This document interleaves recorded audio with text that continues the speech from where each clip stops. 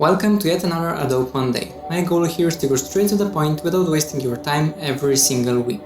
This is part 14 of this series, and today we'll learn how to make absolutely beautiful gradients in Adobe Illustrator.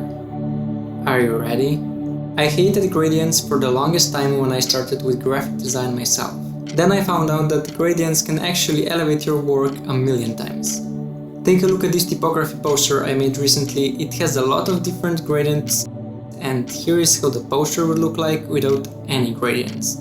Firstly, you need to understand the basic mistake a lot of beginners make when using gradients. You can't throw two random colors together and magically expect to get a gorgeous gradient.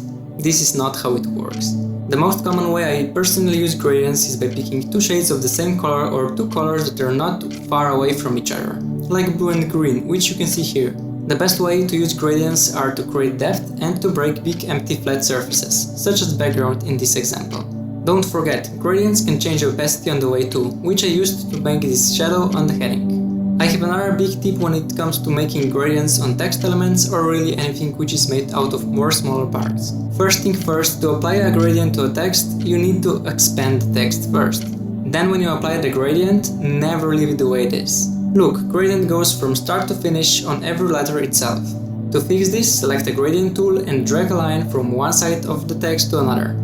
Now we have a gradient smoothly flowing through all the elements.